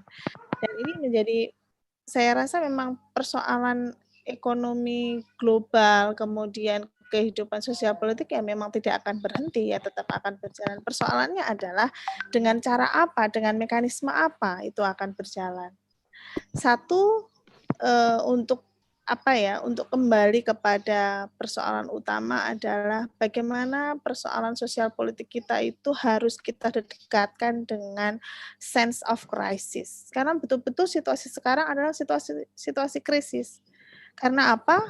Tidak hanya secara ekonomi, tidak hanya secara kesehatan, tetapi bahkan berdampak pada semua aspek kehidupan. Jadi memang betul-betul ini adalah situasi yang krisis. Sehingga ya harapan kita, masyarakat ini yang punya wakil di di Dewan Perwakilan begitu ya, punya sense of crisis yang sama begitu, merasakan. Saya rasa memang perlu saya rasa wakil-wakil kita juga perlu melihat realita yang muncul di lapangan seperti apa, kondisi yang betul-betul terjadi seperti apa. Seperti PSBB kemarin, itu hampir semua pelaku usaha itu kehilangan 30% begitu dalam kondisi semuanya serba terbatas dengan pembatasan sosial itu. Artinya apa? Ini problem bersama begitu. Bahwa kita memang harus membatasi secara sosial, tetapi efeknya ke depan adalah seperti itu. Kemudian muncul juga kebijakan-kebijakan yang harapannya adalah bisa memberikan rasa rasa aman begitu kepada masyarakat. Bahwa memang situasi elit di tingkat pusat, saya rasa itu akan sangat berdampak dengan kita-kita yang ada di bawah ini, saya dan teman-teman yang ada di ruang diskusi ini begitu. Sehingga kebijakan-kebijakan yang memiliki sense of crisis itu harusnya kemudian muncul begitu. Jangan kemudian memunculkan polemik baru di tengah masyarakat yang sudah berjibaku dengan persoalan-persoalan real, persoalan-persoalan mendasar, pangan, ya, yang kemudian memang betul-betul tidak ada kemampuan untuk menjangkau seperti hari-hari sebelumnya begitu. Jadi saya harapkan juga ini ada semacam kepedulian begitu, awareness begitu dari para pelaku di bidang politik di atas sana, bahwa jangan lagi menambah, harapannya jangan lagi menambah beban masyarakat dengan hal-hal yang saya rasa tidak perlu, mengundang pro kontra begitu, karena apa yang jadi korban adalah masyarakat kembali. Artinya apa ya? Kalau kita lihat kemarin beberapa waktu demo yang bergelombang, mungkin hari ini mungkin masih akan ada ya. Saya rasa perlulah untuk kemudian memposisikan kembali pada tempatnya masing-masing, bagaimana seharusnya berdemokrasi itu dengan sesuatu yang lebih sehat begitu, memberikan pendidikan demokrasi yang baik juga untuk masyarakat kita. Jadi intinya jangan menambah lagi lah beban masyarakat semakin dalam. Baik. Kemudian untuk krisis pangan, saya rasa kita kalau bicara krisis pangan itu sebenarnya kita tidak hanya hari ini ya kita bicara soal ketersediaan pangan, tetapi ini juga persoalan klise juga sebenarnya untuk masalah pangan ini. Pada saat situasi yang biasa, normal begitu, semua orang sepertinya agak-agak malu begitu, agak-agak malu bicara tentang pangan begitu, atau bicara tentang sesuatu hal yang sifatnya ini kok banget ya, mendasar sekali. Tapi persoalannya memang akan kembali ke sana begitu. Sehingga saya rasa pendekatan pembangunan dari desa, karena yang sekali lagi yang menghasilkan pangan itu kebanyakan memang dari pedesaan, saya rasa kembali didorong untuk ke sana begitu, supaya kemudian yang muncul adalah ketahanan pangan yang tidak semu, ketahanan pangan yang tidak berdasarkan pada angka-angka, tapi pada memang kebutuhan realitas. Dan saya rasa persoalan data, sekali lagi, data, angka, statistik itu memang sesuatu yang sangat bisa bermuatan politis juga begitu ya, jadi bisa dimainkan di sana sini, tetapi memang ini persoalan data, angka ini menjadi persoalan yang mungkin tidak bisa terselesaikan dalam waktu singkat, tapi saya rasa ini penting begitu, melihat kembali bagaimana kita berproduksi, bagaimana kita membutuhkan pangan dalam konteks ini. Saya rasa kalau krisis pangan atau data pangan tadi memang ini ya, kebijakan tentang pembangunan pedesaan saya rasa menjadi salah satu pintu masuk yang menarik.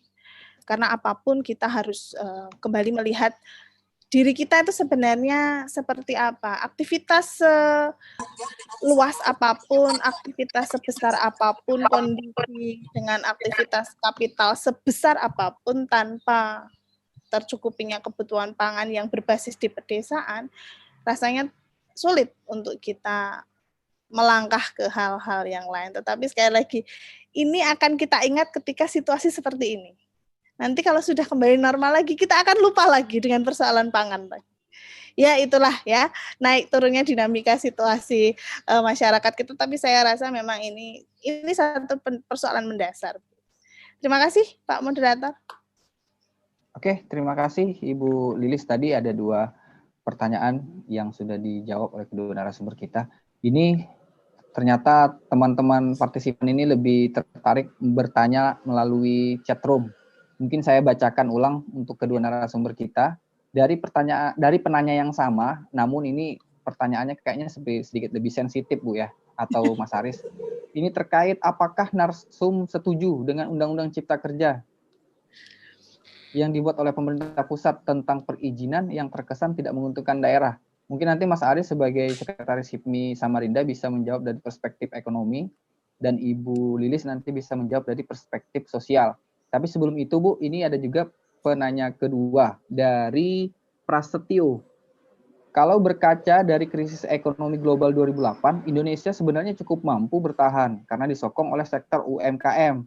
Sementara di tahun ini dampak pandemi sangat terasa terhadap kehidupan sosial ekonomi kita, termasuk UMKM sebagai fondasi ekonomi daerah. Ini perlu menjadi perhatian dari stakeholder, bagaimana mendorong kemandirian ekonomi masyarakat dari sektor UMKM ini.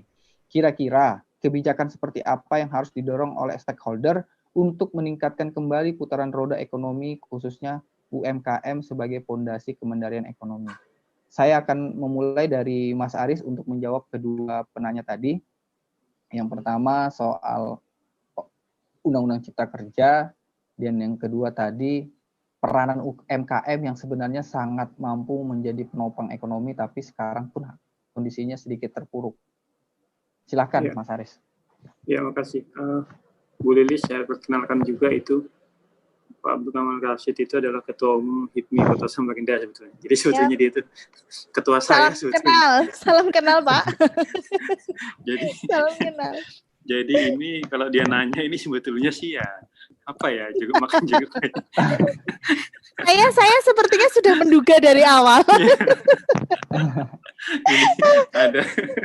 Tapi menarik juga, siapa tahu siapa tahu jawaban ini menjadi juga mewakili pertanyaan teman-teman yang lain. Oh iya. Masalah, Pak. Memang soal undang-undang ini memang apa namanya? Perlu kajian mendalam ya, ada 11 klaster dan lain sebagainya. Saya juga harus berterus terang bahwa saya belum baca itu karena memang menunggu draft final itu yang mana kita juga bingung.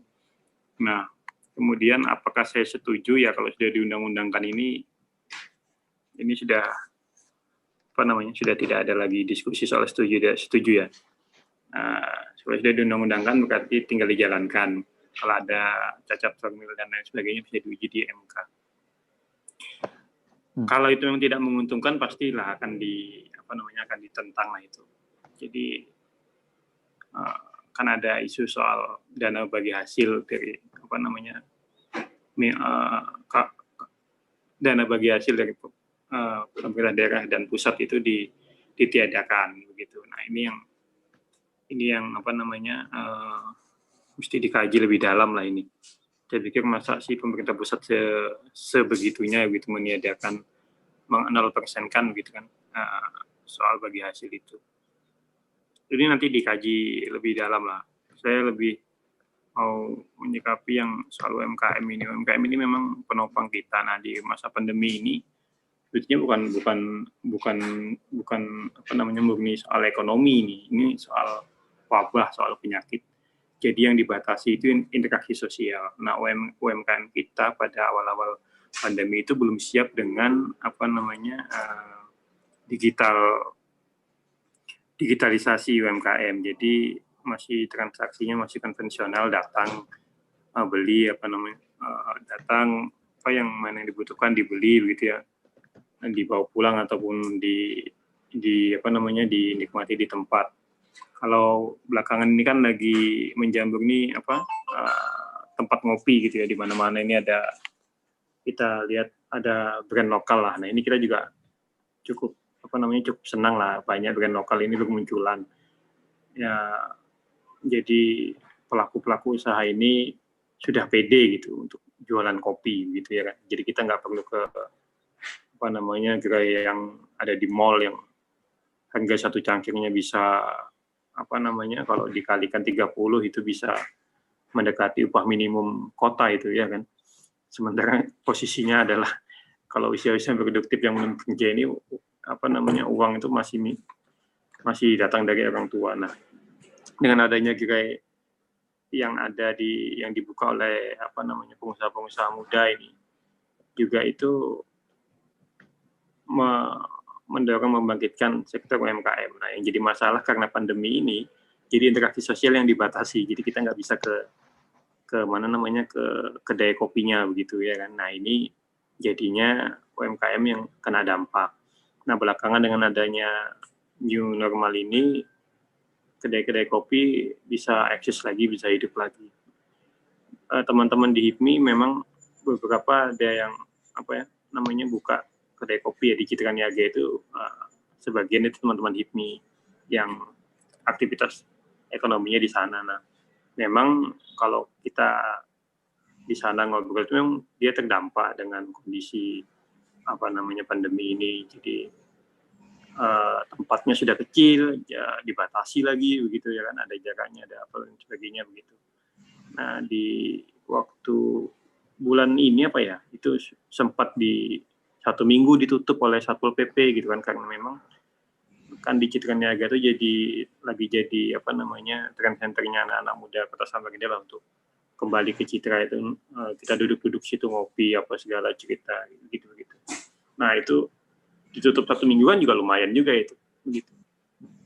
Nah UMKM, dampaknya di UMKM itu di situ beda dengan 98 yang banyak karena kan apa namanya pelaku ekonomi yang dalam skala besar, yang skala kecil tetap aja survive dan bertahan.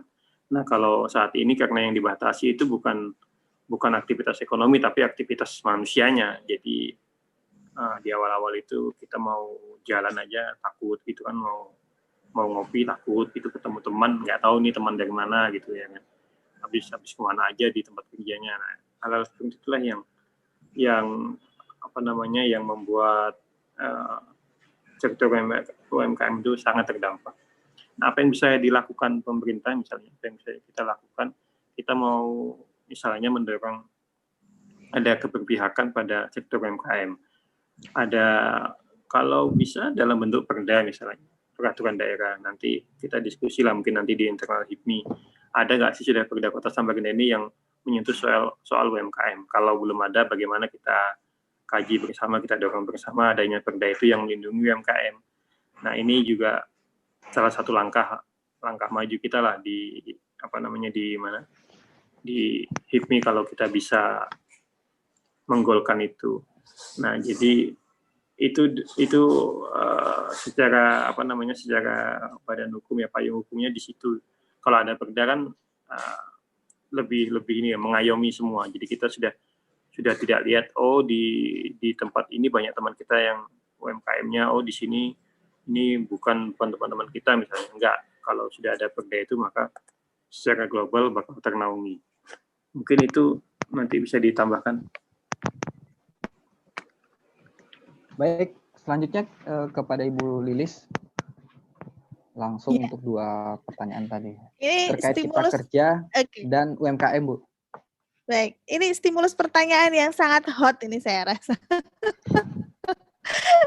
Untuk kemudian bukan hanya dibicarakan di tingkat pusat, tapi pasti menyentuh sampai daerah juga seperti yang kita rasakan. Baik, jadi kalau bagi saya di dalam konteks Omnibus Law ini ada beberapa hal yang memang bagaimana ya, menyelaraskan antara apa yang diarahkan oleh negara, apa yang dimaui oleh negara dalam konteks kebijakan, yang niatnya baik, yang kemudian tadi disampaikan Pak Aris, bahkan kemudian tujuannya kemudian juga baik, tetapi kok tidak nyambung dengan kebutuhan masyarakat, tidak nyambung dengan keinginan masyarakat.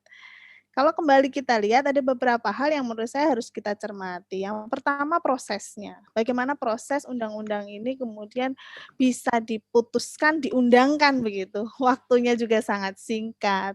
Pembahasannya kemudian ya dalam situasi krisis seperti ini sekali lagi kita semuanya sedang berkonsentrasi pada hal-hal yang sifatnya adalah kebutuhan pokok dasar, kemudian persoalan kesehatan. Tetapi tiba-tiba hari ini sebuah undang-undang yang besar yang kemudian berada pada area menata peraturan perundang-undangan secara keseluruhan dalam berbagai aspek, ada aspek ekonomi, pendidikan, ketenaga kerjaan, saya rasa juga itu tiba-tiba kemudian bergulir begitu saja. Ada rasa apa ya? Saya rasa di sini melihat pro kontra yang muncul di masyarakat, saya rasa ada rasa bahwa masyarakat itu ditinggalkan dalam proses terbentuknya kebijakan ini.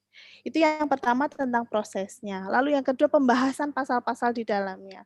Saya melihat memang seringkali yang kita dengar begitu adalah bicara tentang perizinan dan lain sebagainya. Tapi di sisi lain juga ada hal-hal yang sifatnya mengandung kontradiksi begitu. Bagaimana soal pesangon, bagaimana soal kesejahteraan, yang itu menjadi sebenarnya muara dari semua hal yang sifatnya sangat sensitif begitu, dan ini tidak sampai pada persoalan mendasar atau mengakar begitu.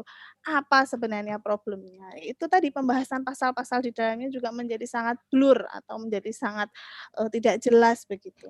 Kemudian inkonsistensi informasi yang muncul di masyarakat. Sekali lagi kita semua tidak bisa lepas dari era media sosial yang semua info itu real time, ada sekarang situasinya, ada sekarang beritanya. Mungkin hanya hitungan detik atau menit, mungkin ada teman yang di komunikasi mungkin yang bisa menceritakan bagaimana proses, atau teman-teman di Samarinda Pos bisa menceritakan bagaimana proses munculnya sebuah berita. Itu saya rasa tidak perlu seperti dulu lagi mengetik dulu, deadline, pagi, cetak, kelamaan kalau sekarang, karena semua orang membutuhkan jempol ini bisa digunakan untuk saya mau apa, saya minta apa, ya harus ada di dalam gadget kita masing-masing. Jadi inkonsistensi informasi itu juga yang diproduksi dari para pembuat kebijakan, kemudian bagaimana mendistribusikan pesan kepada masyarakat. Saya rasa ini problem yang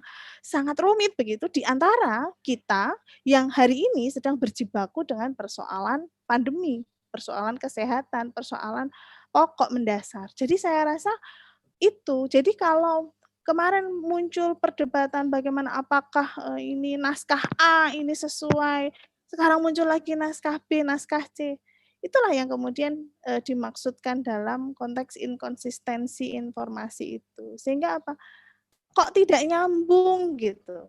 Ini undang-undang yang disampaikan bahwa ini menyangkut masyarakat banyak, tanggung jawab sosial kepada masyarakat banyak, tetapi kok tidak nyambung dengan apa yang diinginkan masyarakat. Nah, saya rasa ini sumbatan-sumbatan ini harus kemudian mulai kita urai untuk kemudian melihat pada persoalan-persoalan yang muncul di masyarakat, sehingga yang muncul bukan berjalan masing-masing tetapi saling bersinergi, saling bisa menjawab apa kebutuhannya, apa sarana yang bisa cocokkan begitu, kira-kira apa.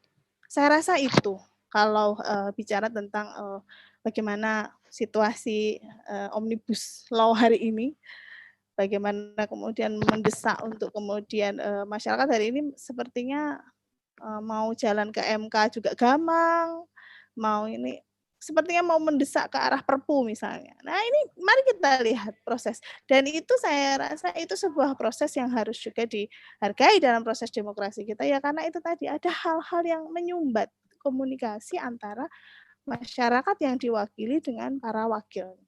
Saya rasa itu. Baik. Kemudian untuk persoalan kedua, UMKM, kita bicara tentang bagaimana ini, sekali lagi ya, ini kita tidak bicara tentang, kalau kita bandingkan dengan 98 misalnya, saya rasa mungkin saya agak jauh ke belakang.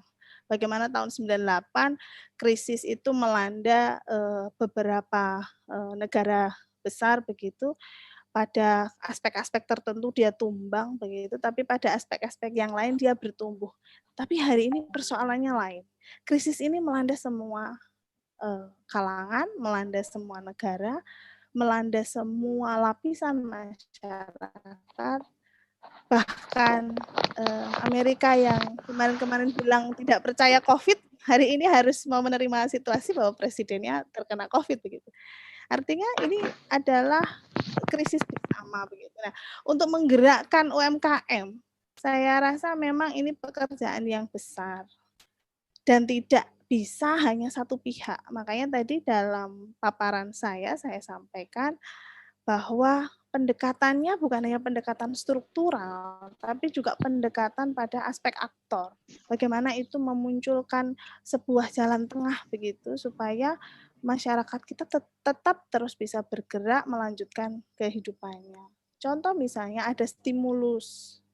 Bagaimana UMKM diberi stimulus. Selain itu bicara soal kapasitas. Bagaimana pendampingan yang dilakukan. Saya rasa beberapa waktu yang lalu sekitar awal-awal PSBB mungkin sekitar bulan Maret atau April begitu. Saya sering sekali mendapatkan kiriman flyer di WA group gitu dari Kemenparekraf untuk kemudian membuka pelatihan-pelatihan online, pengenalan dunia digital kepada pelaku-pelaku usaha di sektor UMKM ini. Saya rasa itu sebuah pendekatan yang baik. Cuma persoalannya adalah yang menjadi problem basic atau penyakit menaun kita itu adalah itu tadi. Kalau pas semuanya tergugah ya rame semua. Tapi begitu nanti jalanin, nah ini konsistensinya untuk terus mengawal ini saya rasa juga perlu begitu. Jadi tidak hanya sekedar berhenti pada proyek-proyek pendampingan, proyek saja, tetapi betul-betul bagaimana ini diimplementasikan. Karena yang sudah-sudah proyek ya menggairahkan masyarakatnya ya pada saat proyek saja, selesai proyek ya kembali lagi seperti tidak terjadi apa-apa. Nah, ini saya rasa konsistensi kebijakan ini juga penting untuk kemudian kita bisa lihat kembali. Terima kasih Pak Moderator. Baik, terima kasih Ibu Lilis, terima kasih Mas Aris Nurhuda. Tadi ada 2 pertanyaan yang sudah dijawab dengan lugas dan tuntas saya pikir ya. Namun di sini tadi ada lagi tambahan dari Mas Sugiharto merespon Undang-Undang Cipta Kerja. Katanya undang-undangnya sepertinya error. Ini merupakan bentuk protes sepertinya ya. Dan kemudian ada juga respon yang dari penanya yang sama, UMKM wajib reinkarnasi dalam bentuk online untuk terus tetap berkembang. Mungkin untuk sesi UMKM ini bisa kita diskusikan pada tema yang khusus termasuk Undang-Undang Cipta Kerja tadi. Mungkin kita mempersilahkan 1 pertanyaan saja untuk mengakhiri diskusi kita pada pagi hari ini, karena tadi kita sudah mulai pukul 10 pagi waktu Indonesia bagian tengah. Mungkin Ibu Lilis masih jam 9 ya di sana ya. Kami sudah hampir pukul 12 di sini, Bu. Saya jam 10.42 ini. Oh iya, berarti selisih 1 jam. Kami persilahkan kepada partisipan untuk satu pertanyaan terakhir. Baik, kalau memang tidak ada, mungkin ini saja Bu, saya ingin menambahkan dari sisi teori sosial, kebetulan kan dua narasumber kita ini kedua-duanya dari alumni ilmu sosial.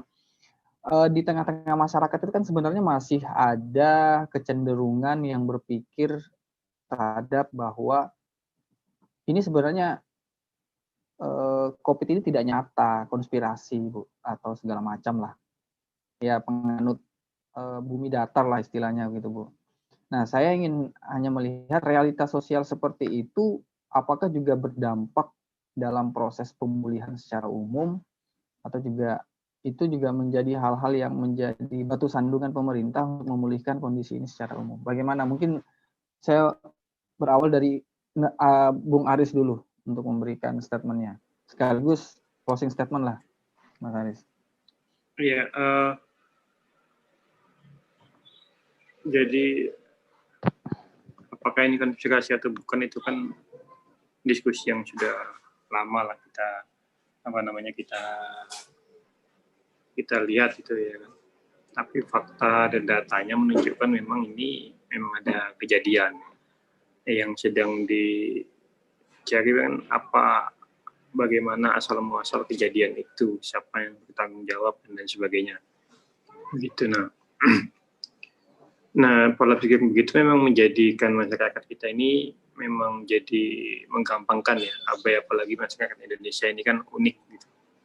Jadi apapun penyakitnya, apapun isunya, mereka ya tetap santai, tetap ini awal-awalnya mungkin pada takut, pada cemas begitu.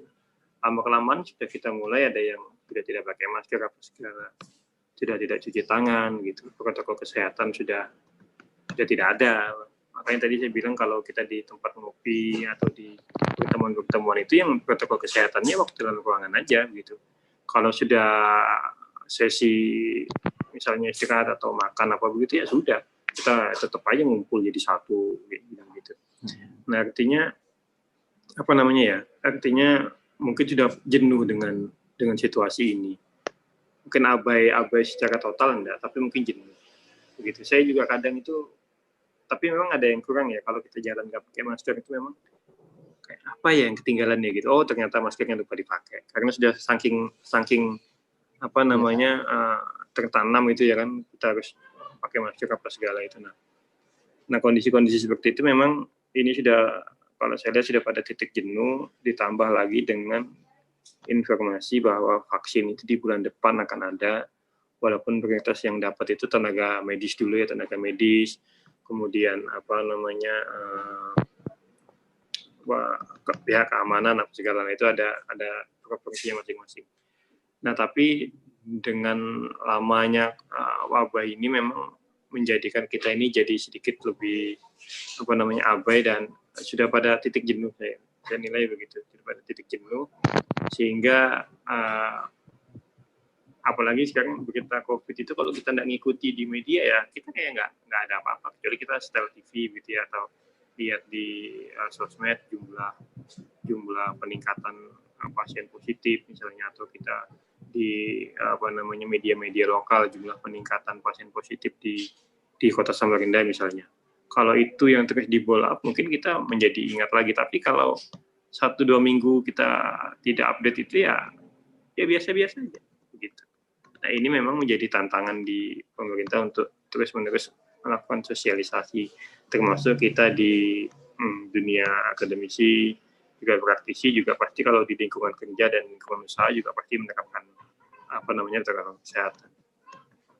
Mungkin itu Pak Moderator, dan closing statement-nya bahwa masa pandemi ini kita optimis akan segera terlewati, sehingga yang perlu kita siapkan saat ini adalah apa-apa saja yang menjadi peluang usaha atau peluang kerja kita di masa yang akan datang setelah pandemi ini selesai. Tadi sudah sangat jelas disampaikan oleh Ibu Lilis tadi apa saja peluangnya di selesai masa pandemi ini, soal sektor sektor digital, teknologi dan lain sebagainya itu. Nah, harapan saya supaya kita semua yang ada di Zoom meeting ini punya satu kesadaran yang sama bahwa kita optimis pandemi ini akan selesai dan kemudian kita tatap masa depan kita dengan cerah gitu ya, dengan hilang gemilang. Salah satu rukun syaratnya adalah persiapan kita menghadapi kondisi nanti di mana peluang-peluang dan segala bentuk macam kemungkinan-kemungkinan di dunia usaha dan dunia kerja itu bisa kita capai secara lebih baik. Mungkin itu, Pak Moderator. Terima kasih Mas Aris Nurhuda sudah menjawab satu pertanyaan terakhir dan sekaligus closing statement-nya. Kita beralih ke Ibu Lilis dengan pertanyaan tadi, Bu, soal adanya masih yang memahami bahwa ini teori konspirasi saja dari aspek sosialnya, dan saya juga minta sekaligus memberikan closing statement-nya untuk mengakhiri diskusi kita secara keseluruhan pagi hari ini. Silahkan. Baik, terima kasih Pak Abdurrahman selaku moderator. Jadi saya rasa memang iklim demokrasi kita, alam demokrasi kita itu memang membuka jalur-jalur, celah-celah atau kemudian mekanisme-mekanisme untuk orang menyuarakan apa yang diyakininya benar. Ya itulah sebuah realita, sebuah resiko alam demokrasi kita. Bahwa kemudian semua pendapat itu kira-kira adalah orang yang percaya pada bagian itu. Bahwa semua pendapat itu ada kelompok-kelompok yang kemudian meyakini itu. Ya itulah alam demokrasi kita. Tetapi kembali lagi bahwa saya rasa untuk melihat pada aspek kesehatan atau COVID ini memang kita sebaiknya mendengarkan bagaimana para ahli yang kompeten di bidangnya dalam memberikan informasi. Sehingga dari situ kita bisa berbijak bahwa bicara soal konspirasi dan lain sebagainya itu ya itu memang tidak bisa tidak bisa dihilangkan dari persepsi masyarakat, tetapi saya rasa sebaiknya kita kembali pada koridor di mana yang memberikan informasi itu adalah orang yang berkompeten di bidangnya, sehingga para penganut teori konspirasi pun saya rasa juga akan mengumpulkan sebanyak mungkin informasi tentang COVID ini untuk semakin meyakinkan bahwa apa yang dia yakini benar, karena saya rasa ini kemudian ada sangkut pautnya dengan persoalan ekonomi politik, bahwa ketika nanti muncul vaksin, negara-negara maju itulah yang akan menguasai vaksin. Karena apa? Kapital mereka jauh lebih besar, kapital ekonomi maksud saya. Dana penelitian mereka jauh lebih besar, ahli-ahli mereka jauh lebih kapabilitasnya dalam hal ilmu pengetahuan jauh lebih sifatnya bereputasi begitu ya. Sedangkan untuk negara-negara berkembang seperti kita, walaupun kita katanya sudah masuk ke ini ya, negara maju ya untuk G20, tapi saya rasa penilaian itu jadi agak meragukan juga, karena seringkali kita memang masih terjebak pada situasi kita adalah negara berkembang. Nah, negara-negara ini yang nanti akan menjadi pasar dari munculnya obat, munculnya istilahnya pereda dari situasi COVID ini yang bentuknya nanti bisa vaksin atau bisa apapun lah. Siapa yang menguasai ya? Mereka negara-negara maju, negara-negara besar itu Amerika, Cina, dua aktor utama dalam dunia ekonomi politik kita. Tetapi kembali lagi bahwa ini memang realitas yang muncul adalah orang meninggal itu nyata. Bahwa sakit itu ada.